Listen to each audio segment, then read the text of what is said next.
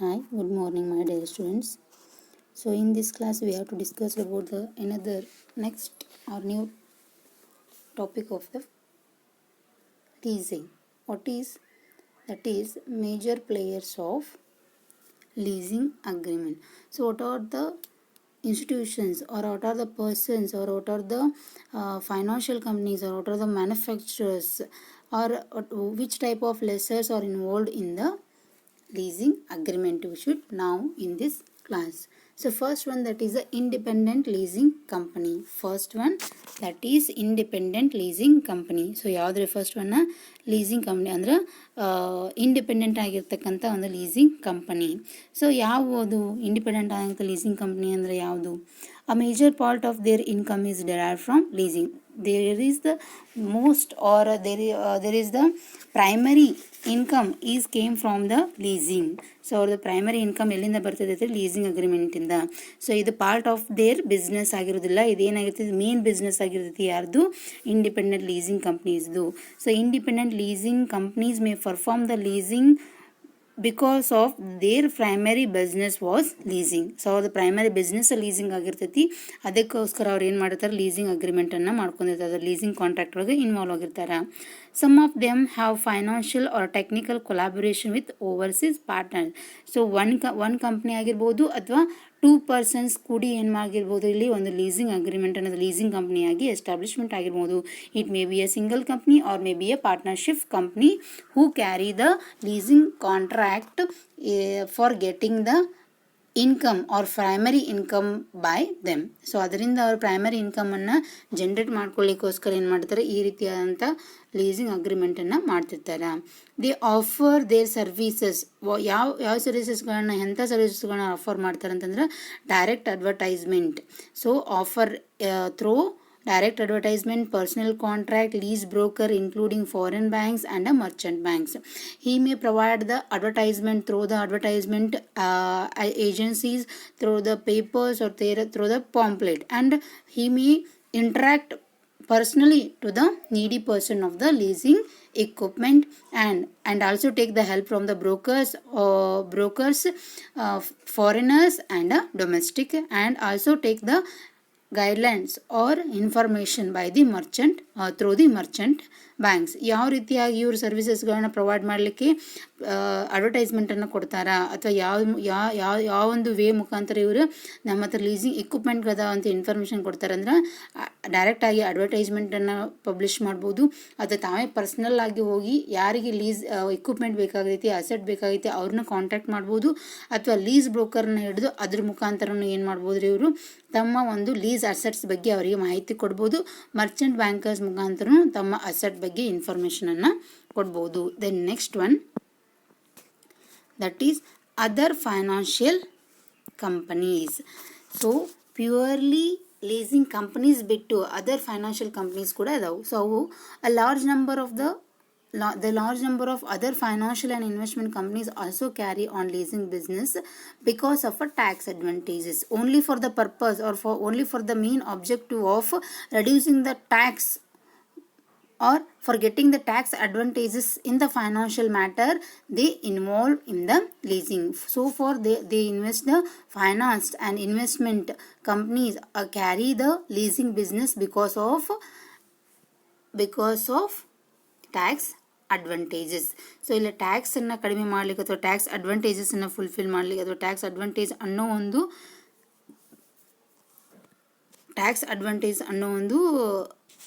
ಬೆನಿಫಿಟನ್ನು ಪಡೀಲಿಕ್ಕೋಸ್ಕರ ಇವ್ರು ಏನು ಮಾಡ್ತಾರೆ ಅಂತಂದ್ರೆ ಲೀಸಿಂಗ್ ಅಗ್ರಿಮೆಂಟ್ ಒಳಗೆ ಬರ್ತಾರೆ. So leasing is not there a regular business as we have to say in a first, that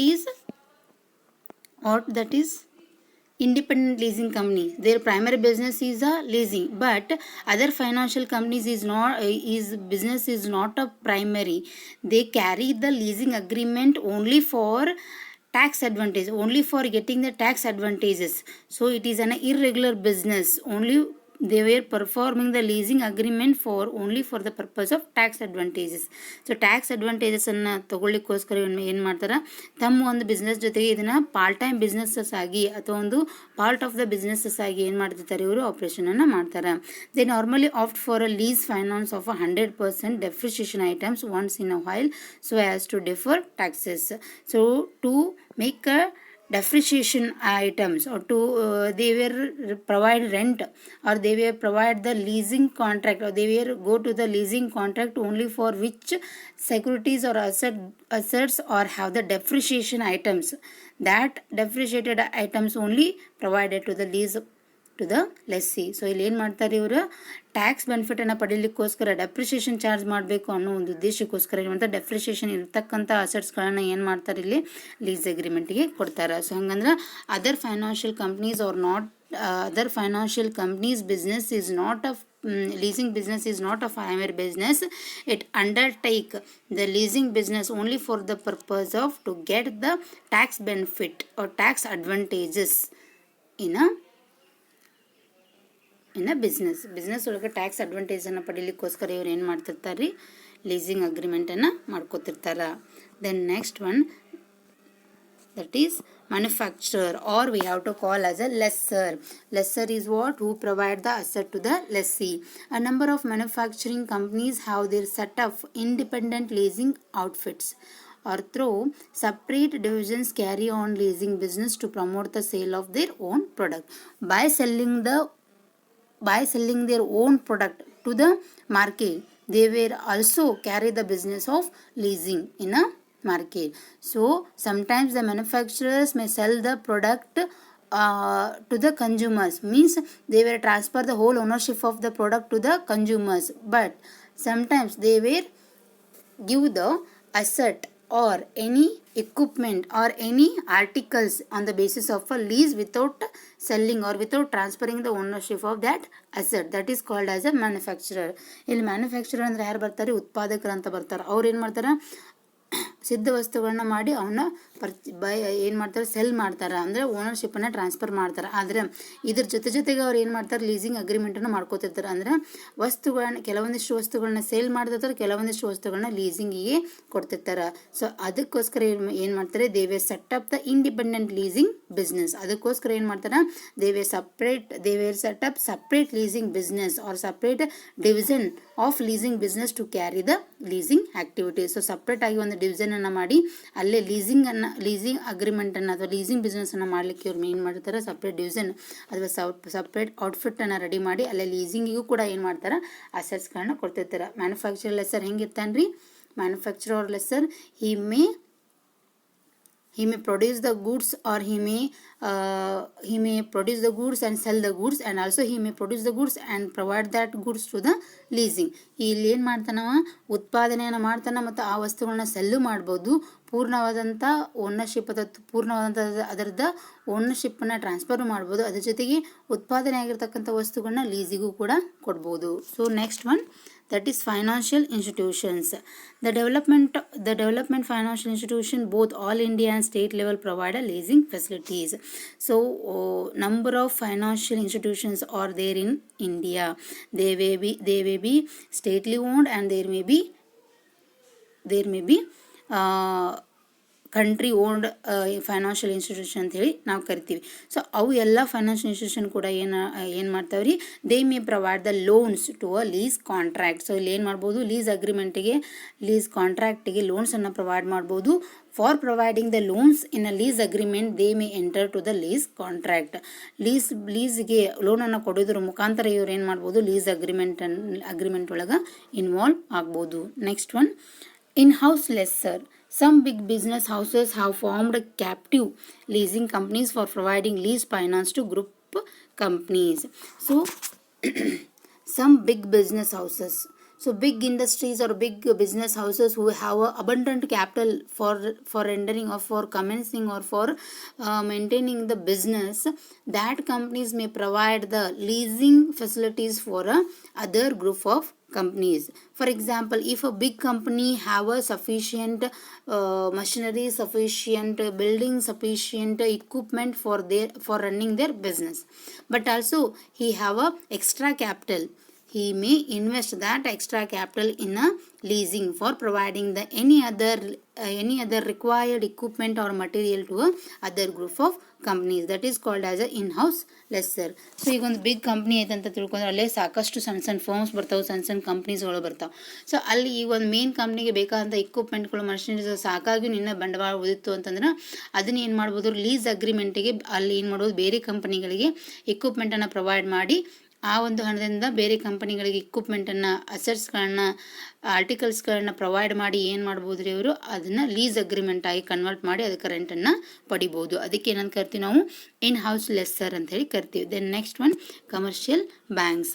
commercial banks also involve in a leasing agreement with effect from 1994 to 1995. Banks have been permitted to directly carry on leasing and the hire purchase business. The Banking Regulation Act may provide the permission to a commercial bank to perform the leasing and hire purchase business. For purchasing, leasing is nothing but a purchasing the business related equipment. Hire purchase is nothing but we have to take the daily homely appliances on a installment basis is called as a hire purchase business. These two concepts are directly indirectly relating to a leasing agreement. In a leasing we have to get the asset on a rental basis. In a hire purchase we have to get the homely appliances on a installment basis. Both are same, but in a leasing the ownership is not transferred on a last installment, but hire purchase when we have to pay the last installment the ownership will be transferred. So ಹಂಗೇನೈತಿ, commercial bank ಕೂಡ ಏನು ಮಾಡಾಕತೈತಿ, 1994-1995 ನಂತರ ಏನಾಗತೈತಿ, leasing ಮತ್ತು hire purchase business ಒಳಗೆ ತನ್ನದೇ ಆದಂಥ ಒಂದು ರೋಲನ್ನು ಪ್ಲೇ ಮಾಡಾಕತೈತಿ ಅಂತ ಹೇಳ್ಬೋದು. So these are the important players which are play in the leasing agreement. First one, independent leasing. Second one, other financial companies. Third one, manufacturing or lessor, financial institution, in-house lessor, and commercial banks. Then next, another important concept that is came for 15 marks, 5 marks for your examination, that is advantages and disadvantages of leasing. So what are the advantages of leasing to the lessee and what are the advantages of leasing to the lessor? We have to study differently. So ಇಲ್ಲಿ ನಾವೇನು ಮಾಡೋಣ, ಬೇರೆ ಬೇರೆಯಾಗಿ ಏನು ಮಾಡೋಣ ರೀ, ಇಲ್ಲಿ study ಮಾಡೋಣ. ಯಾವುದು ಅಡ್ವಾಂಟೇಜ್, ಯಾರಿಗೆ ಲೆಸ್ಸಿಗೆ ಏನು ಅಡ್ವಾಂಟೇಜ್ ಐತಿ ಲೀಸ್ ಅಗ್ರಿಮೆಂಟನ್ನು ಮಾಡೋದ್ರಿಂದ, ಲೆಸ್ಸರ್ಗೆ ಏನು ಅಡ್ವಾಂಟೇಜ್ ಐತಿ ಅಂತಂದ್ರೆ, as compare to lessor and lessee, the lessee get the maximum advantages from the lease agreement. ಲೆಸ್ಸರ್ಗೆ ಮತ್ತು ಲೆಸ್ಸಿಗೆ ಕಂಪೇರ್ ಮಾಡಿ ನೋಡಿದ್ರೆ ಲೀಸಿಂಗ್ ಅಗ್ರಿಮೆಂಟಿಂದ ಲೆಸ್ಸಿನ ಮ್ಯಾಕ್ಸಿಮಮ್ ಬೆನಿಫಿಟನ್ನು ಪಡಿತಾನ ಅಂತ ಇಲ್ಲಿ ಹೇಳ್ಬೋದು. ಸೊ ಯಾವ್ಯಾವು ನೋಡೋಣ. First one, advantages to the lessee. So ಲೆಸ್ಸಿಗೆ ಲೀಸ್ ಅಗ್ರಿಮೆಂಟಿಂದ ಯಾವ್ಯಾವ ಲಾಭಗಳು ಅದಾವು. First one, financing of capital goods. Leasing may provide the heavy capital investment goods for the business.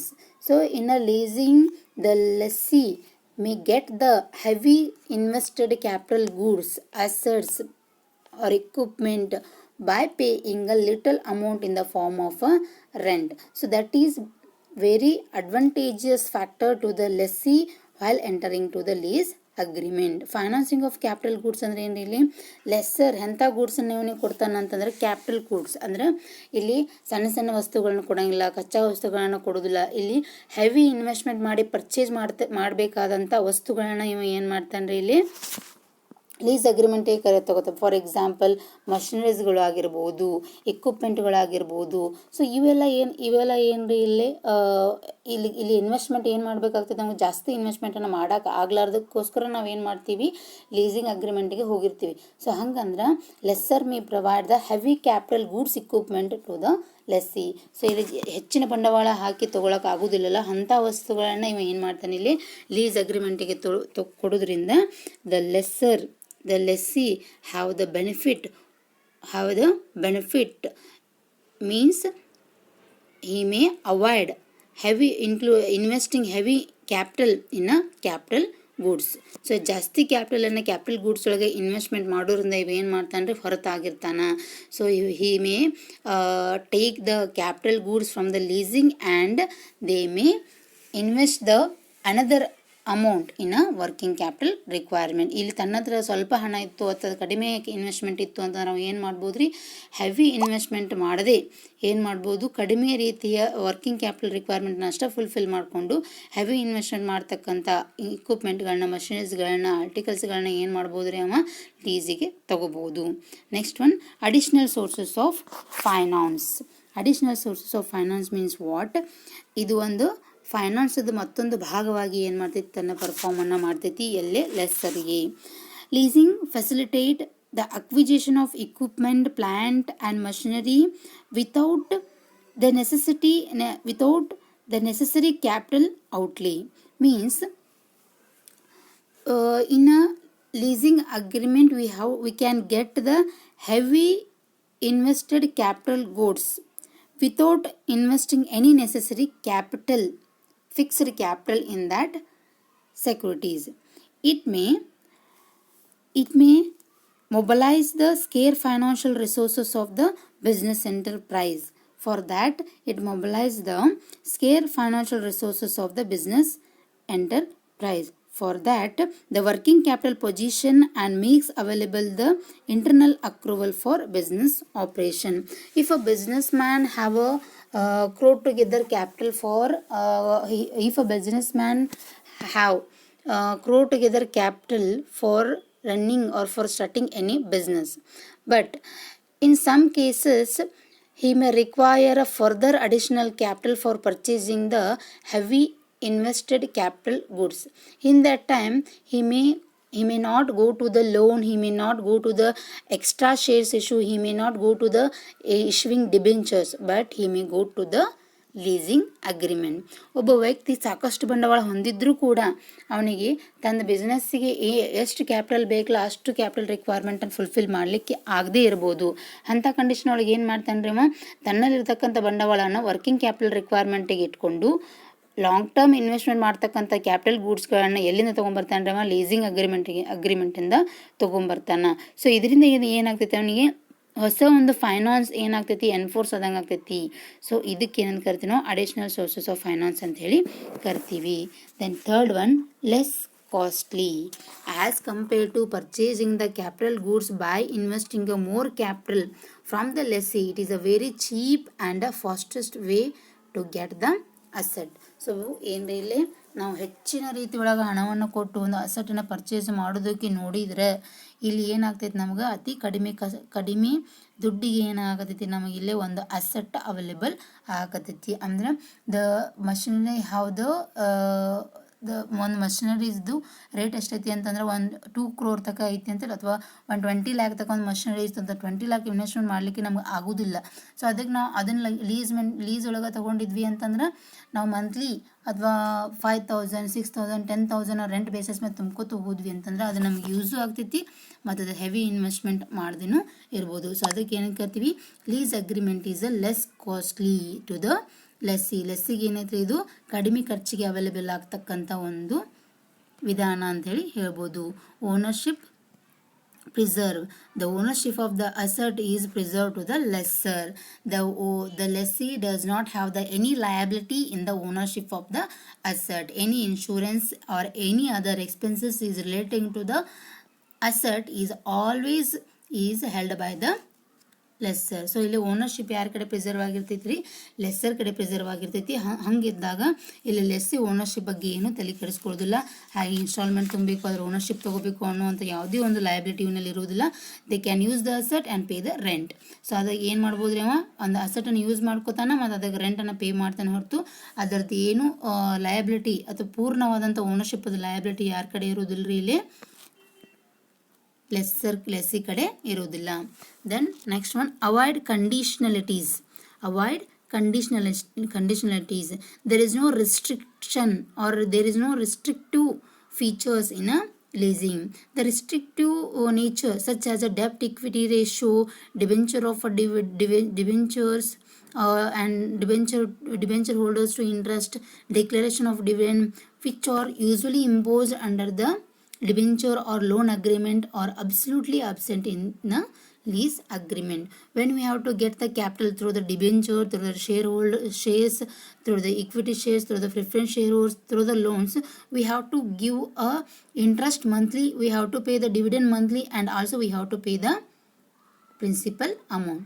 Okay, but when we have to go to the leasing agreement, we can pay only the rent, we cannot pay the principal amount of the equipment. So this is called as a avoidance, this is called as a avoidance of ಕಂಡೀಷನಲಿಟೀಸ್. ಇಲ್ಲಿ ಯಾವುದೇ ರೀತಿಯಂಥ restriction ಇಲ್ಲ, condition ಇಲ್ಲ sir. ನಾವು ಇಲ್ಲಿ ಏನು ಮಾಡ್ಬೋದು ರೀ, free ಆಗಿ ಅಸೆಟ್ಸನ್ನು ಯೂಸ್ ಮಾಡ್ಕೋತೀವಿ. ಅದ್ರ ಜೊತೆಗೆ ನಾವು ಮಂತ್ಲಿ ನಾವು ಏನು ಮಾಡಬೇಕು, ಏನು ಇಂಟ್ರೆಸ್ಟನ್ನು ಕೊಡಬೇಕು, ಡಿವಿಡೆಂಡನ್ನು ಕೊಡಬೇಕು, ಮತ್ತು ಅದರ ಜೊತೆಗೆ ಏನು ಮಾಡೋ ಪ್ರಿನ್ಸಿಪಲ್ ಅಮೌಂಟನ್ನು ಕಟ್ಟಬೇಕು. ಈ ರೀತಿಯಂಥ ರಿಸ್ಟ್ರಿಕ್ಷನ್ನು ಇಲ್ಲ. ಮತ್ತು ಇಲ್ಲಿ in case of financially the lessee pay the whole expenses. So in that the operating lease, in a operating lease, the lessee cannot pay the any expenses to the asset. So this is a avoidance of conditionalities. ಇಲ್ಲಿ ಏನಾಗ್ತಿದ್ರೆ operating lease sometimes leasing agreement ಒಳಗೆ ಎಲ್ಲ insurance ಇರ್ಬೋದು, ಅಥವಾ ಅದಕ್ಕೆ ಏನಾದರೂ damages, ಡೆಪ್ರಿಷಿಯೇಷನ್ನು, expenses ಆಗಿದ್ದು ಅಂದ್ರೆ ಅದನ್ನು ಓನರ ಮಾಡ್ತಿರ್ತಾನೆ. ಸೊ ಇಂಥ ಟೈಮ್ ಒಳಗೆ ಹಿಂಗೆ ಯಾವುದೇ ರೀತಿಯಿಂದ ಕಂಡೀಷನ್ ಇರೋದಿಲ್ಲ, ಫ್ರೀ ಆಗಿ ಅಸೆಟನ್ನು ಯೂಸ್ ಮಾಡ್ಕೊಳ್ಳಿಕ್ಕೆ ಅವನಿಗೆ ಅವಕಾಶ ಇರ್ತೈತಿ. Then flexibilities in a structuring of a rentals. Flexibility in a structuring of a rentals means if the party or if the lessee does not have the sufficient amount or sufficient capital to pay the rent, he may shift that rent to the next month. There is a flexibility in a structuring of a rentals. And if some party have the more capital and some another party have the less capital, when the person or a party have the huge amount of capital for paying the rent, he fix the high rent. When the person does not have the sufficient capital, he fix the less rent on the flexibility basis. ಹಿಂಗಿಲ್ಲೇ flexibility of structure of rentals ಅಂದರೆ ಏನ್ರಿ, ಇಲ್ಲಿ ನಾವು rent pay ಮಾಡೋ ಮುಂದಾಗೂ ನಾವೇನು ಮಾಡ್ಬೋದು, ಇಲ್ಲಿ ಫ್ಲೆಕ್ಸಿಬಿಲಿಟಿನ ಹೊಂದಾಣಿಕೆಯನ್ನು ಮಾಡ್ಕೋಬೋದು. ಸೊ ಈ ಮಂತ್ ನಾನು ರೆಂಟ್ ಕೊಡೋಕ್ಕಾಗಿಲ್ಲ ಅಂತಂದ್ರೆ ಅದನ್ನು ನೆಕ್ಸ್ಟ್ ಮಂತ್ ಸೇರಿಸಿ ಕೊಡುವಂಥ ಅವಕಾಶ ಎಲ್ಲಿರ್ತೈತಿ, ಲೀಸ್ ಅಗ್ರಿಮೆಂಟ್ ಒಳಗೆ ಇರ್ತೈತಿ. ಅದೇ ರೀತಿಯಾಗಿ ಈಗ ಏರಿಯಾ ವೈಸ್ ಆಗಿರ್ಬೋದು, ಅಥವಾ ಒಂದು ಯಾವ ಒಂದು ಅಸೆಟನ್ನು ಯೂಸ್ ಮಾಡ್ಕೋತಾರಲ್ಲ ಅದರ ಬೇಸ್ ಮ್ಯಾಗ ಆಗಿರ್ಬೋದು, ಅಥವಾ ಯಾವ company level of the company ಆಗಿರ್ಬೋದು, ಅದ್ರ ಮ್ಯಾಗ ಏನಾಗ್ತಿದ್ರೆ ರೆಂಟ್ ಫಿಕ್ಸ್ ಆಗ್ತೈತಿ. ಈ ಒಂದು ಕಂಪ್ನಿ ಜಾಸ್ತಿ ಡೆವಲಪ್ಮೆಂಟ್ ಆಗಿದ್ದಿಲ್ಲ ಅಂತಂದ್ರೆ ಅದಕ್ಕೆ ನಾವು ಏನು ಮಾಡ್ಬೋದು, ರೆಂಟನ್ನು ಕಡಿಮೆ ಫಿಕ್ಸ್ ಮಾಡ್ಬೋದು. ಒಂದು ಕಂಪ್ನಿ ಫುಲ್ ಡೆವಲಪ್ಮೆಂಟ್ ಐತಿ, ಅಲ್ಲಿ ನಾವು ಏನು ಮಾಡ್ಬೋದು, ಅಲ್ಲಿ ಅರ್ನಿಂಗ್ಸ್ ಜಾಸ್ತಿ ಐತೆ ಅಂದ್ರೆ ರೆಂಟನ್ನು ಹೆಚ್ಚು ಫಿಕ್ಸ್ ಮಾಡ್ಬೋದು. ಸೊ ಈ ರೀತಿಯಾಗಿ ಫ್ಲೆಕ್ಸಿಬಿಲಿಟಿ ಇರೋದ್ರಿಂದ ಇದು ಎಲ್ಲ ರೀತಿಯಾದಂಥ ವ್ಯಕ್ತಿಗಳಿಗೆ ಏನಾಗ್ತೈತ್ರಿ, ಇದು ಬೆನಿಫಿಟ್ ಐತಿ. Next one, simplicity. It is the simplest and very fast way and cheaper way of credit. So there is no any legal formalities in a lease agreement. There is a 3 persons may interact each other and commencing the lease agreement. So ಇದು very simple ಆದಂಥ agreement ಐತಿ. ಇಲ್ಲಿ ಯಾವುದೇ ಒಂದು ಲೀಗಲಾಗಿ ಇಷ್ಟು ಜಾಸ್ತಿ ಫಾರ್ಮಾಲಿಟೀಸ್ಗಳು ಇರೋದಿಲ್ಲ. ಕೆಲವು ಫಾರ್ಮಾಲಿಟೀಸ್ಗಳ ಮುಖಾಂತರ ಏನು ಮಾಡ್ತಾರೆ, 3 ಜನ ವ್ಯಕ್ತಿಗಳು ಅಥವಾ 2 ವ್ಯಕ್ತಿಗಳು ಕೂಡಿಸಿ ಏನು ಮಾಡ್ತಾರೆ, ಒಂದು ಅಗ್ರಿಮೆಂಟಿಗೆ ಬಂದು ಲೀಸ್ ಕಾಂಟ್ರಾಕ್ಟನ್ನು ಏನು ಮಾಡಿಬಿಡ್ತಾರೆ, ಇಲ್ಲೇ ಸ್ಟಾರ್ಟ್ ಮಾಡಿಬಿಡ್ತಾರೆ. So as compared to other formalities or other way of getting the finance, there is no a lot of formalities for getting the lease agreement.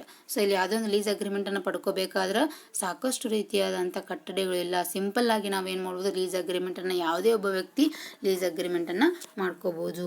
Tax benefit.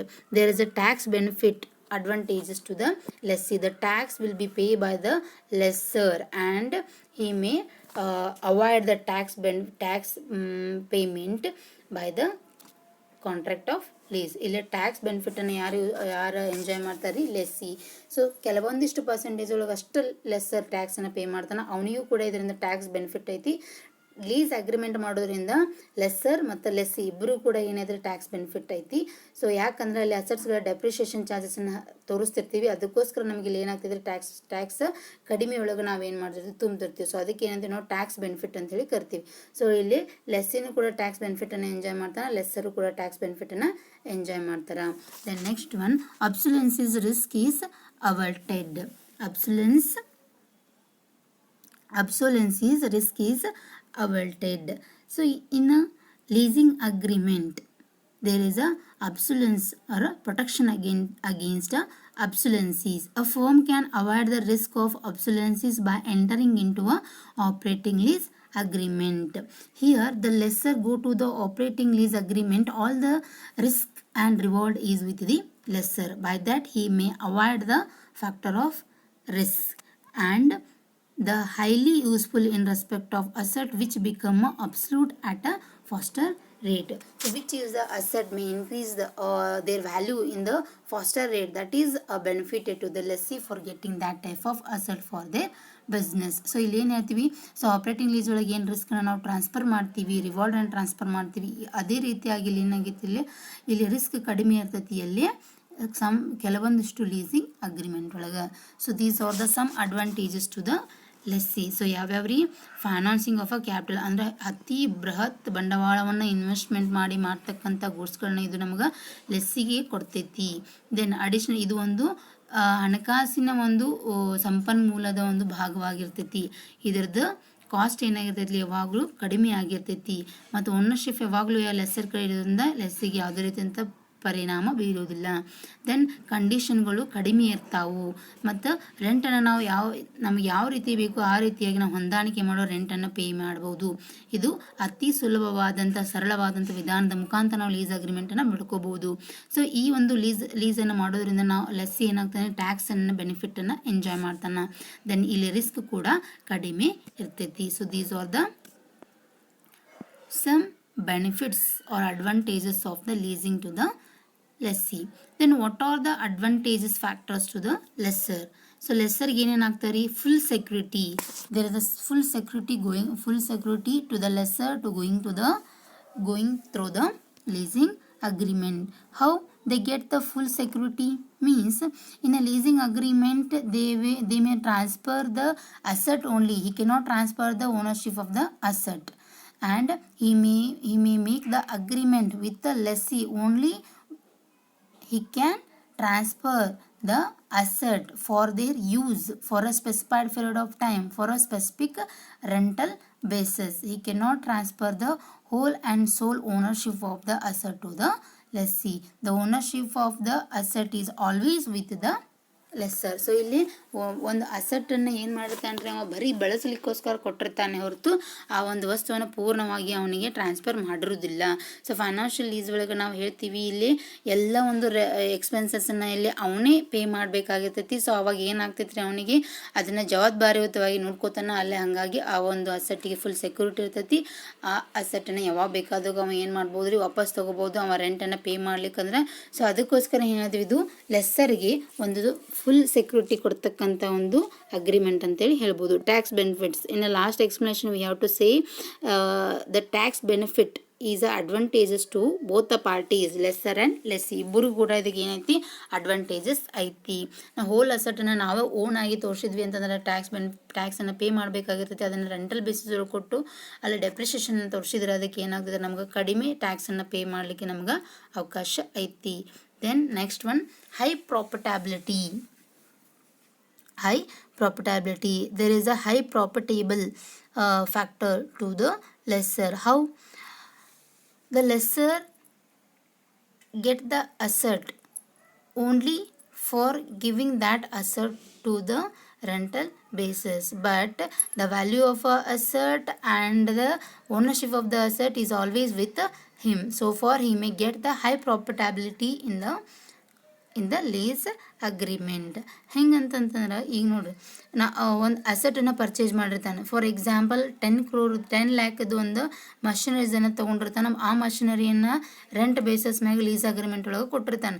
So ಅವ್ನಿಗೆ ಏನಾಗ್ತೈತಿ, ಮಂತ್ಲಿ ಏನಾಗ್ತೈತಿ, rent ಬರ್ತೈತಿ. But value of the asset ಏನಾಗಿರ್ತೈತಿ ರೀ, 10 lac ಆಗುತ್ತೆ. But sometime depreciation ಆಗಿರ್ತೈತಿ ಹೊರತು ಆ ಒಂದು ಅಸೆಟ್ಟದ್ದು ಇಯರ್ ಆಫ್ಟರ್ ಇಯರ್ ಅದರದ್ದು ಎಕ್ಸ್ಪೆನ್ಸಸ್ ಆಗ್ತೈತಿ ಅಥವಾ ಅದರ ಡೆಪ್ರಿಷಿಯೇಷನ್ ಆಗ್ತೈತಿ. ಅದ್ರ ಹೊರತು ಅಸೆಟ್ ಏನಾಗಿರುತ್ತೆ ಅವನಿಗೆ ಒಳ್ಳೆ ರಿಟರ್ನ್ ಬ್ಯಾಕ್ ಬರ್ತಿರ್ತೈತಿ.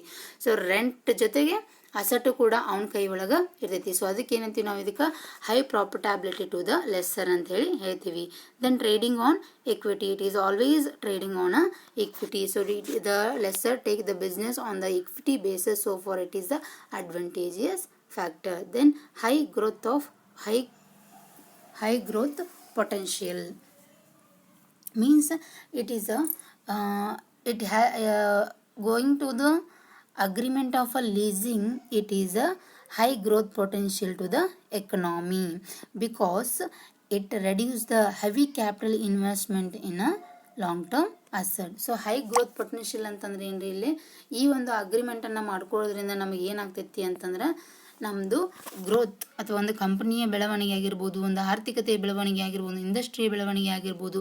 ಸೊ ಇದಕ್ಕೆ ಲೆಸ್ಸರ್ ಕೂಡ ಎಫೆಕ್ಟಿವ್ ಆಗಿ ತನ್ನ ಭಾಗವನ್ನು ಪ್ಲೇ ಮಾಡ್ತಾನೆ. ಅದರ ಜೊತೆಗೆ ಅವನ ಬೆಳವಣಿಗೆಯನ್ನು ಕೂಡ ನಾವು ಏನು ಮಾಡ್ತೀವಿ, ನೋಡ್ತೀವಿ. So and going to the agreement of a lease, he get the benefit of a full security, tax benefit, profitability ಹೆಚ್ಚಿರ್ತೈತಿ. ಮತ್ತು ಟ್ರೇಡಿಂಗ್ ಆನ್ ಇಕ್ವಿಟಿ ಒಳಗೆ ಮಾಡ್ತಾನೆ ಯಾವಾಗಲೂ. ಮತ್ತು ಎಕನಾಮಿಯ ಬೆಳವಣಿಗೆ ಮತ್ತು ಬಿಸ್ನೆಸ್ದ ಬೆಳವಣಿಗೆ, ಇಂಡಸ್ಟ್ರಿಯ ಬೆಳವಣಿಗೆ, ತನ್ನ ಅಭಿವೃದ್ಧಿಯು ಕೂಡ ಇಲ್ಲೇ ಆಗ್ತಿರ್ತೈತಿ. Then next one, that is limitations or disadvantages of the leasing to both the parties. So ಏನು ಲೀಸಿಂಗ್ ಅಗ್ರಿಮೆಂಟನ್ನು ಮಾಡೋದ್ರಿಂದ ಲೆಸ್ಸರ್ ಮತ್ತು ಲೆಸ್ಸಿಗೆ ಯಾವ ರೀತಿಯಾದಂಥ ಡಿಸ್ಅಡ್ವಾಂಟೇಜಸ್ಸು ಅದಾವು. Restriction on the use of asset or use of equipment. A lease arrangement may impose certain restriction on use of the equipment because or it require a compulsory insurance and expenses charges on equipment. This is the heavy restriction on the use of the equipment to the lessee. So ಇಲ್ಲಿ ಒಂದು ಅಸೆಟನ್ನು use ಮಾಡಲಿಕ್ಕೆ ಕೆಲವೊಂದಿಷ್ಟು ರೆಸ್ಟ್ರಿಕ್ಷನನ್ನು ಹಾಕ್ತಾರೆ. So ಅದು ಏನಾಗ್ತೈತಿ, ಇಲ್ಲಿ ಲೆಸ್ಸಿಗೆ limitation ಆಗಿ ಅಥವಾ ಡಿಸ್ಅಡ್ವಾಂಟೇಜಸ್ ಫ್ಯಾಕ್ಟರ್ ಆಗಿ ಇಂಪ್ಯಾಕ್ಟ್ ಆಗ್ತೈತಿ. Means lessee is not free to make additional or alternation on the leased asset to suit his requirement. The lessee is not free to make any alternation, any changes in a leased asset. So it is always in the hands of a lessor. So it is a disadvantageous factor to the lessee. So ಇಲ್ಲಿ ಒಂದು ಅಸೆಟನ್ನು use ಮಾಡಲಿಕ್ಕೆ ಅವನು permission ಕೊಟ್ಟಿರ್ತಾನ ಅಂತಂದ್ರೆ ಅದನ್ನು ಪೂರ್ಣವಾಗಿ ಅದನ್ನು ಹೆಂಗೆ ಬೇಕೋ ಹಂಗೆ ಯೂಸ್ ಮಾಡ್ಕೊಳ್ಳಿಕ್ಕೆ ಅವನಿಗೆ ಅಧಿಕಾರ ಇರುವುದಿಲ್ಲ. ಸೊ ಇಲ್ಲಿ ಅಸೆಟನ್ನು ಯಾವ ರೀತಿಯಾಗಿ ಯೂಸ್ ಮಾಡ್ಕೋಬೇಕು, ಅಲ್ಲಿ ಏನಾದರೂ ಚೇಂಜಸ್ ಮಾಡಬೇಕಾದ್ರೆ ಅದಕ್ಕೆಲ್ಲ ಯಾರು ಗೈಡ್ಲೈನ್ಸ್ ತೊಗೋಬೇಕಾಗ್ತದ್ರಿ ಅಲ್ಲವ, ಓನರ್ ಆಫ್ ದ ಅಸೆಟ್ದು. So this one is the negative impact on the lease agreement. Limitation of financial lease. In the financial lease may entail a higher payout obligation as compared to other operating lease and other lease. It have a high obligation. Means if the equipment is found not useful and the lessor opt for premature termination. If in the middle of the agreement the lessee does not require the use of the asset, or he may found not useful of the asset, he may go to the premature termination. Means he may collapse the agreement. That is the loss incurred by the lessor in the financial lease. When he go to the agreement of a financial lease, if in the middle of the agreement the lessee does not require that asset or there is no useful of that asset, in that time he may collapse or end the agreement. In that time the lessor pays the problem of loss. So ಇದು ಏನಾಗ್ತಿದ್ರೆ ಒಂದು limitation ಆಗಿ ಪರಿಣಾಮ ಬೀರ್ಬೋದು. Then lessee is not entitled to the protection of the express of implied warranty since he is not the owner of the asset. Sometimes he is not able to pay the any expenses, any obligations which are relating to the asset because he is not the owner of the asset. ಅವ owner of the asset ಆಗಿರೋದ್ರಿಂದ ಅವ ಹೆಚ್ಚಿನ ಕೇರನ್ನು ತಗೊಳ್ಳೋದಿಲ್ಲ asset ಮ್ಯಾಗ, ಅಥವಾ ಏನಾದರೂ expenses ಇದ್ರೆ ಮಾಡೋದಿಲ್ಲ. ಸೊ ಈ ರೀತಿಯಾಗಿ ಫೈನಾನ್ಷಿಯಲ್ ಲೀಸಿಂದ ಅಥವಾ ಯಾವಾಗ ನಾವು ಫೈನಾನ್ಷಿಯಲ್ ಲೀಸ್ ಒಳಗೆ ಅಗ್ರಿಮೆಂಟನ್ನು ಮಾಡ್ಕೊಂಡಿರ್ತೀವೋ ಅದು ಯಾರಿಗೆ ಲೆಸ್ಸರಿಗೆ ಒಂದು ಡಿಫೆಕ್ಟಿವ್ ಅಥವಾ ಡಿಸ್ಅಡ್ವಾಂಟೇಜ್ ಫ್ಯಾಕ್ಟರ್ ಆಗಿ ಕಾಣ್ತೈತಿ. The next loss of residual value. Loss of residual value. The lessee never becomes the owner of the lease asset. So the leasing agreement is for 5 years and is for 10 years or is for 20 years. There is no matter of longer period of time. After completion of a period, after completion of a maturity date, the lessee does not get the ownership of the asset. So for he is deprived of the residual value of the asset and is not even entitled to any improvement done by the lessee or caused by the inflation such as appreciation in value of the leasehold asset. So in the time of inflation, the value of the asset will be raised.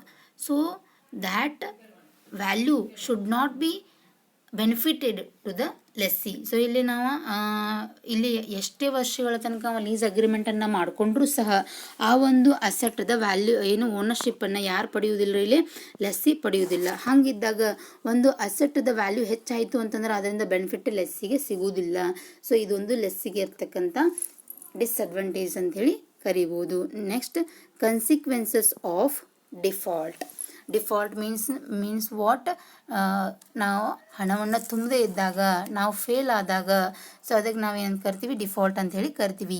If the lessee default is complying with any terms and condition of the lease contract, the lessor may terminate the lease and take over the position of the lease asset.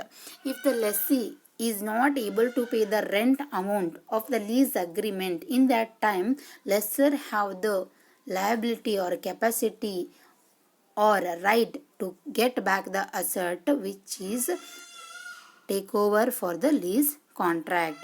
So ಯಾವಾಗಾದರೂ ಯಾರು lessee ಒಂದು ಕಾಂಟ್ರಾಕ್ಟಿಗೆ ಏನು ಅಗ್ರಿಮೆಂಟಿಗೆ ಸಹಿ ಹಾಕಿರ್ತಾನೆ ಅವಾಗಿಂದ rent pay ಮಾಡ್ಕೋತಾ ಬರ್ತಿರ್ತಾರೆ. So middle ಒಳಗೆ ಅವನೇ ರೆಂಟ್ ಪೇಮೆಂಟ್ ಮಾಡಲಿಕ್ಕೆ ಸಾಧ್ಯ ಆಗಲಿಲ್ಲ ಅಂದ್ರೆ ಆ ಟೈಮ್ ಒಳಗೆ ಲೆಸ್ಸರ್ ಏನು ಮಾಡ್ಬೋದು ರೀ, ಆ ಅಸೆಟನ್ನು ತನ್ನ ಸ್ವಾಧೀನಕ್ಕೆ ತೆಗಿಬೋದು. ಸೊ ಈ ಒಂದು ಟೈಮ್ ಒಳಗೆ ಲೆಸ್ಸಿಗೆ ಅದು ಏನಾಗ್ತೈತಿ ರೀ, ಡಿಸ್ಅಡ್ವಾಂಟೇಜಸ್ ಆಗ್ತೈತಿ. ಸೊ ಹಂಗಂದ್ರೆ what are the limitations, restriction on use of the equipment, this is a limitation to the lessee. Limitation of financial lease, so this is a limitation to the lessor. Loss of residual, this is a limitation to lessee. Consequence of default, this is a limitation to lessor. so ಈ ಎಲ್ಲ ಲಿಮಿಟೇಷನ್ಸ್ಗಳು ಏನಿದಾರು minimum ಲಿಮಿಟೇಷನ್ಸ್ಗಳು ಎದ್ರೊಳಗದಾವು lease agreement ಒಳಗೆ ಅದಾವು. As compare to advantageous factors, there is some limitations in a lease agreement. So far we have to go to the lease agreement for a capital goods. ಇವನ್ನೆಲ್ಲ compare ಮಾಡಿ ನೋಡಿದ್ರೆ ಇಲ್ಲಿ ಲಿಮಿಟೇಷನ್ಸ್ಗಳು ಕಡಿಮೆ ಅದಾವು ಎಲ್ಲಿ ಅಡ್ವಾಂಟೇಜಸ್ಕಿನ್ನ. ಸೊ ಅದಕ್ಕೋಸ್ಕರ ನಾವೇನು ಮಾಡ್ಬೋದು, ಧೈರ್ಯವಾಗಿ ಲೀಸ್ ಅಗ್ರಿಮೆಂಟನ್ನು ಮಾಡ್ಕೋಬಹುದು. Another last concept of leasing, that is liabilities of a lessee and liabilities of a lesser. ಒಂದು ಲೀಸ್ ಅಗ್ರಿಮೆಂಟನ್ನು ಮಾಡ್ಕೊಂಡ ನಂತರ ಲೆಸ್ಸರ್ದ ಹೊಣೆಗಾರಿಕೆ ಏನೈತಿ, ಲೆಸ್ಸಿದ ಹೊಣೆಗಾರಿಕೆ ಏನೈತಿ, ಸಿಂಪಲ್ 2 minutes ಒಳಗೆ ನೋಡೋಣ.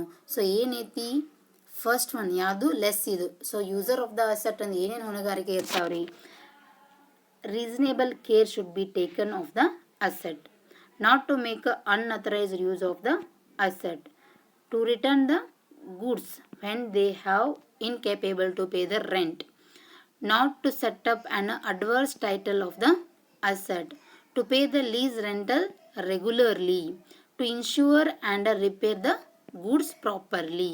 So these are the liabilities of the lessee. ಏನೇನದಾವ್ರಿ, ರೀಸನೇಬಲ್ ಕೇರ್, ಅದನ್ನೇನು ಮಾಡ್ಬೇಕ್ರಿ, ಚಂದಾಗ ಕೇರ್ ತೊಗೋಬೇಕು. ಹೆಂಗೆ ಚಂದಾಗಿ ಕೇರ್ ತೊಗೋಬೇಕ್ರಿ, ಸೊ ಒಂದು ಅಸೆಟ್ ನಮ್ಮ ಆಧೀನದೊಳಗೆ ಐತಿ ಅಂದ್ರೆ ಅದರ ಓನರ್ಶಿಪ್ ಯಾರ ಕಡೆನೇ ಇರಲಿ, ಅದನ್ನು ನಾವು ಯೂಸ್ ಮಾಡಕತ್ತೀವಿ ಅಂತ ಅದನ್ನು ಕೇರ್ಫುಲ್ಲಾಗಿ, ಅದರ ರಿಪೇರ್ಸ್ ಆಗಿರ್ಬೋದು, ಅದರ ಮೇಂಟೆನೆನ್ಸ್ ಆಗಿರ್ಬೋದು, ನಾವು ಏನು ಮಾಡಬೇಕ್ರಿ, ಕೇರ್ಫುಲ್ಲಾಗಿ ಮಾಡಬೇಕು.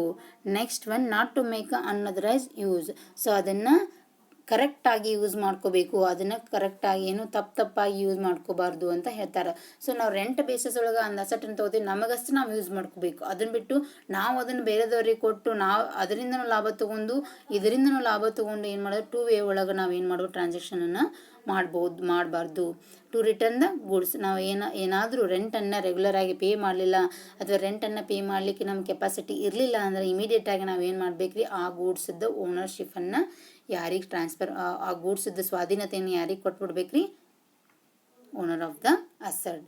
Not to set up an adverse title, we cannot set up any adverse title to the asset. So ಈ ಒಂದು ಅಸೆಟನ್ನು ನಾವು ತೊಗೊಂಡಿರ್ತೀವಿ, ಅಲ್ಲಿ ಓನರ್ ಆಫ್ ದ ಅಸೆಟ್ ಹೆಸರು ಇರ್ತೈತಿ, ಅಥವಾ ಯಾರು ನಮಗೆ ಲೀಸನ್ನು ಕೊಟ್ಟಿರ್ತಲ್ಲ ಅವ್ರ ಕಂಪ್ನಿ ಹೆಸರು ಇರ್ತೈತಿ. ಸೊ ಅದನ್ನು ಬಿಟ್ಟು ನಾವೇನು ಮಾಡೋದು, ಅದು ನಮ್ಮದೇ ಅಸೆಟ್ ಅನ್ನೋ ರೀತಿ ಒಳಗೆ ಅದು we cannot set up the adverse title, wrong title or our title to the product. ಅದು ಮತ್ತೆ ಹೊಳ್ಳಿ ಏನಾಗಿರ್ತದೆ, ಓನರ್ಸಿಗೆ ಹೋಗ್ತಿರ್ತೈತೆ. ಅದಕ್ಕೋಸ್ಕರ ನಾವು ಅದ್ರ ಮೇಲೆ ತಪ್ಪಾದಂಥ ಹೇಳಿಕೆಯನ್ನು ಅಥವಾ ತಪ್ಪಾದಂಥ ಟೈಟಲ್ಸ್ಗಳನ್ನ ಕೊಡಬಾರ್ದು. Then next, to pay the lease rental regularly, ನಾವೇನು ಮಾಡ್ಬೇಕ್ರಿ, rent amount we should pay the rent regularly to the lessor. It may increase the habit of giving lease equipment in the lessor. So ಅದೇನಾಗ್ತಿದ್ರೆ ಇಲ್ಲಿ lease ಅಗ್ರಿಮೆಂಟನ್ನು ಹೆಚ್ಚಿಗೆ ಮಾಡುವಂಥ ಆಸಕ್ತಿಯನ್ನು ಲೆಸ್ಸರಲ್ಲಿ ನಾವು ಹೆಚ್ಚಿಗೆ ಮಾಡ್ದಂಗೆ ಆಗ್ತೈತಿ. ಅಂದರೆ ಯಾವಾಗ ನಾವು ರೆಗ್ಯುಲರ್ ರೆಂಟನ್ನು ಪೇ ಮಾಡ್ತೀವಿ, ಹಿ ಒಬೇ ಫಾರ್ ಹಿಮ್, ನಮಗೇನಾಗ್ತಾನೆ ರೀ, ಅವ ಯಾವಾಗಲೂ ನಮ್ರತೆಯಿಂದ ನಡ್ಕೋತಾನ. ಸೊ ಆ ಒಂದು ರೀತಿ ಒಳಗೆ ನಾವು ಯಾವಾಗ ರೆಂಟ್ ಪೇ ಮಾಡಲಿಲ್ಲ 1 ಮಂತ್, ನೆಕ್ಸ್ಟ್ ಮಂತದೊಳಗೆ ಪೇ ಮಾಡ್ಲಿಕ್ಕೆ ನಮ್ಗೆ ಅವಕಾಶ ಕೊಡ್ತಿರ್ತಾನೆ, ಅಥವಾ ಬೇರೆ ಫೆಸಿಲಿಟೀಸ್ಗಳನ್ನ ಕೊಡ್ತಿರ್ತಾನೆ, ರೆಂಟನ್ನು ಕಮ್ಮಿ ಮಾಡ್ತಿರ್ತಾನೆ. ಸೊ ಇವೆಲ್ಲ ಹೊಣೆಗಾರಿಕೆಗಳು ಲೆಸ್ಸಿ ಒಳಗೆ ಇರಬೇಕು. ಏನು, to pay the lease rent regularly to the lessor. Then last one, to insure and repair the goods. If is the total liability of the asset is with the lessee, he make the insurance policy and repairs to maintain the goods. So ಏನಾದರೂ ಪೂರ್ತಿ ಆದಂಥ ಹೊಣೆಗಾರಿಕೆ, ಇಲ್ಲಿ ಒಂದು ಅಸೆಟನ್ನು ನಾವು use ಮಾಡಕತ್ತಿದ್ವಿ ಅಂದ್ರೆ ನೀವೇ ಎಲ್ಲ ನೋಡ್ಕೋರಿ, ಇನ್ಶೂರೆನ್ಸ್ ಆಯ್ತು, ಆಮೇಲೆ ಲೀಸಿಂಗ್ ಆಯ್ತು, ಎಲ್ಲ ನೀವೇ ಮಾಡ್ಕೋರಿ ಅಂತ ಕೊಟ್ಟರು ಅಂತಂದ್ರೆ ಅದಕ್ಕೆ ಕರೆಕ್ಟಾಗಿ ಇನ್ಶೂರೆನ್ಸನ್ನು ಮಾಡಿಸ್ಬೇಕು. ಮತ್ತು ಅದಕ್ಕೆ ಏನಾದ್ರು ರಿಪೇರ್ಸ್ ಬಂದರೆ ಅದನ್ನು ಕರೆಕ್ಟಾಗಿ ಮಾಡ್ತಕ್ಕಂಥದ್ದು ಯಾರ ಜವಾಬ್ದಾರಿ ಆಗಿರ್ತೈತೆ ರೀ, ಲೆಸ್ಸಿದು. Then next, what are the liabilities of lessor? Delivery of the goods. The lessor should deliver the goods in a correct time, in a proper way, without any damages to the goods. ಇಲ್ಲಿ ನಾವೇನು ಮಾಡ್ಬೇಕ್ರಿ, ಗೂಡ್ಸನ್ನು ನಾವೇನು ಮಾಡಬೇಕು, correct time ಒಳಗೆ ಯಾವ goods requirement ಆಗೈತಿ ಆ ಗೂಡ್ಸನ್ನು ಕರೆಕ್ಟಾಗಿ ಪ್ರಾಪರ್ ವೇ ಒಳಗೆ ಏನೂ ಡ್ಯಾಮೇಜಸ್ ಆಗ್ಲದ ಅದನ್ನು ಲೆಸ್ಸಿಗೆ ಪ್ರೊವೈಡ್ ಮಾಡಬೇಕು. Then peaceful possession. So we cannot held a heavy restriction for the usage of a asset. ಇಲ್ಲಿ ಏನು ಮಾಡಬೇಕು, ಪೂರ್ಣವಾದಂಥ ಸ್ವಾತಂತ್ರ್ಯವನ್ನು ಕೊಡಬೇಕು. ಯಾರಿಗೆ, ಲೆಸ್ಸಿಗೆ. ಅದರೊಳಗೆ ಒಂದು ಅಸೆಟನ್ನು ಯೂಸ್ ಮಾಡ್ಕೊಳ್ಳೋದ್ರೊಳಗೆ ನಾವು ಹೆವಿ ರೆಸ್ಟ್ರಿಕ್ಷನನ್ನು ಹೇಳಿದ್ರೆ, ಅದನ್ನೇನು ಸ್ವಾಧೀನಕ್ಕೆ ಕೊಡ್ತೀವಲ್ಲ ಅವಾಗ ನಾವು ಹೆವಿ ರೆಸ್ಟ್ರಿಕ್ಷನ್ ಹೇರಿದ್ರೆ ಅಲ್ಲಿ ಅವನಿಗೆ ಏನಾಗ್ತೈತಿ, ಒಂದು ಅಸೆಟನ್ನು ಯೂಸ್ ಮಾಡ್ಕೊಳ್ಳಿಕ್ಕೆ ಭಯ ಅನ್ನೋ ಸೃಷ್ಟಿ ಆಗ್ತೈತಿ. ಅದಕ್ಕೆ ಏನು ಮಾಡಬೇಕಾಗುತ್ತೆ, we have to transfer peaceful position of the asset by avoiding the heavy restriction on the lessee ಮೇಲೆ ಸಾಕಷ್ಟು ರೆಸ್ಟ್ರಿಕ್ಷನನ್ನು ಹಾಕ್ಲದು, ಕಡಿಮೆ ರೆಸ್ಟ್ರಿಕ್ಷನನ್ನು ಹಾಕಿ ಅವನಿಗೆ ಅಸೆಟನ್ನು ಟ್ರಾನ್ಸ್ಫರ್ ಮಾಡಬೇಕು.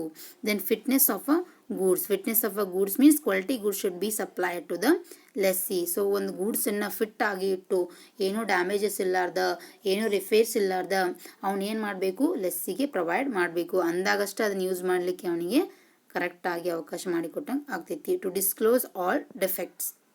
If any problems in a asset, we should disclose in front of the lessee. ನಮ್ಗೆ ಏನಾದರೂ ಆ ವಸ್ತುವಿನೊಳಗೆ ಏನಾದರೂ ಡಿಫೆಕ್ಟ್ ಇತ್ತು ಅಂತಂದ್ರೆ ಲೀಗಲ್ ಆಗಿ ಇರ್ಬೋದು ಅಥವಾ ಪ್ರಾಕ್ಟಿಕಲ್ ಆಗಿ ಏನಾದರೂ ಅದರ ಡ್ಯಾಮೇಜಸ್ಗಳು ರಿಪೇರ್ಸ್ಗಳು ಇದ್ದು ಅಂದರೂ ಕೂಡ ಅದನ್ನು ನಾವೇನು ಮಾಡಬೇಕು, ಲೆಸ್ಸಿಗೆ ಕರೆಕ್ಟಾಗಿ ಅಡ್ವೈಸ್ ಮಾಡಿ ಆ ಒಂದು ಅಸೆಟನ್ನು ಟ್ರಾನ್ಸ್ಫರ್ ಮಾಡಬೇಕು. Then what are the liabilities of a lessor? Delivery of the goods correctly. ನಾವು ಗೂಡ್ಸ್ಗಳನ್ನ ಕರೆಕ್ಟಾಗಿ ಇನ್ ಟೈಮ್ ಒಳಗೆ ಕ್ವಾಲಿಟಿ ಗೂಡ್ಸ್ಗಳನ್ನ ಯಾವ ಅವಶ್ಯಕತೆ ಇದ್ದಾವಲ್ಲ ಅವನ್ನೇ ನಾವೇನು ಮಾಡ್ಬೇಕ್ರಿ, ಡೆಲಿವರಿ ಕೊಡಬೇಕು. Then peaceful position. ಒಂದು ಸ್ವಾಧೀನತೆಯನ್ನು ಏನು ಕೊಡ್ಬೇಕ್ರಿ ಇಲ್ಲಿ, ಕರೆಕ್ಟ್ ಅಂದರೆ ಏನೇ ಒಂದು ರೆಸ್ಟ್ರಿಕ್ಷನ್ ಇರಲಾರ್ದ ಸ್ವತಂತ್ರವಾಗಿ ಏನು ಮಾಡ್ಬೇಕ್ರಿ, ಒಂದು ಪೊಸಿಷನನ್ನು ಕೊಡಬೇಕು. ದೆನ್ ಫಿಟ್ನೆಸ್ ಆಫ್ ದ ಗೂಡ್ಸನ್ನು ಕರೆಕ್ಟಾಗಿ ಫಿಟ್ ಮಾಡಿ ಕರೆಕ್ಟ್ ಕಂಡೀಷನ್ ಒಳಗಿಟ್ಟು ಏನು ಮಾಡಬೇಕು, ಅದನ್ನು ಟ್ರಾನ್ಸ್ಫರ್ ಮಾಡಬೇಕು ಹೊರತು ಅದರ ರಿಪೇರ್ಸ್ಗಳನ್ನ ಇಟ್ಟು ಆ ವಸ್ತುಗಳನ್ನ ಅವನಿಗೆ ಲೀಸ್ಗೆ ಕೊಡಬಾರ್ದು. Next, to disclose all defects. If any defect on a asset when we have to transfer. In that time we have to disclose all defect to the lessee. ನಾವು ಯಾವಾಗ ಅಸೆಟನ್ನು ಟ್ರಾನ್ಸ್ಫರ್ ಮಾಡ್ತಿರ್ತೀವಿ ಅದ್ರಾಗ ಏನಾದರೂ ಡ್ಯಾಮೇಜಸ್ ರಿಪೇರ್ಸ್ಗಳು ಇದ್ದು ಅಂದ್ರೆ ಅದನ್ನು ಕರೆಕ್ಟ್ ಮಾಡ್ಕೋರಿ ಅಂತ ಅವರಿಗೆ ಹೇಳಿ ಆ ಅಸೆಟನ್ನು ಏನು ಮಾಡ್ಬೇಕ್ರಿ ಟ್ರಾನ್ಸ್ಫರ್ ಮಾಡಬೇಕು. So this is the theoretical concept of the third unit. So another important theory concept is the difference between the financial lease and the operating lease. It is came for a 15 marks sometimes and 15 marks for 5 marks for sometimes. So we can discuss in the next class, that is a difference between financial lease and operating lease. And upcoming classes we have to discuss about the problems. What are the problems in a financial and operating lease or leasing agreement. Okay, so ಏನೇನು theory ಎಲ್ಲ ನೋಡಿದ್ವಿ ಅಂತಂದ್ರೆ ನಾವು ಇದರೊಳಗೆ ಏನದರಿ so meaning of lease and leasing ನೋಡಿದ್ವಿ. Then important terms, what are the important terms and meaning ನೋಡಿದ್ವಿ. Essential features ನೋಡಿದ್ವಿ. Then classification. So in this chapter classification is very important. You should always remember classification ಯಾವ್ಯಾವುದು financial lease ಇರ್ಬೋದು. So ಏನು ಕ್ಲಾಸಿಫಿಕೇಷನ್ಸ್ಗಳನ್ನ ಹೇಳಿವಲ್ಲ ಅವೆಲ್ಲ ಏನಾದವ್ರಿ ಇದ್ರೊಳಗೆ important ಅದಾವು. ಮತ್ತು ಅದು ಬಿಟ್ಟು ಏನೈತ್ರಿ advantage and disadvantage, this is also important. So advantages and disadvantages, so ಇದು ಕೂಡ 15 ಮಾರ್ಕ್ಸಿಗೆ ಬರಬೇಕು. ಸೊ ಲಯಬಿಲಿಟೀಸ್ ಏನು ಸಮ್ಟೈಮ್ಸ್ ಬರ್ಬೋದು, ಬರಲಿಕ್ಕಿಲ್ಲ, ಬಟ್ ಇವ್ರಿಗೆ ನಿಮ್ಗೆ ಐಡಿಯಾ ಇರಲಿ ಅಂತ ಅಷ್ಟೇ. ಲಿಮಿಟೇಷನ್ಸು ಮತ್ತು difference between financial lease, operating lease ಮತ್ತು ಟೈಪ್ಸ್. ಸೊ ಇದು ನಿಮ್ಗೆ ಇಂಪಾರ್ಟೆಂಟ್ ಈ ಚಾಪ್ಟರ್ ಒಳಗೆ. Okay, thank you. In next chapter we will discuss about the difference between financial lease and operating lease.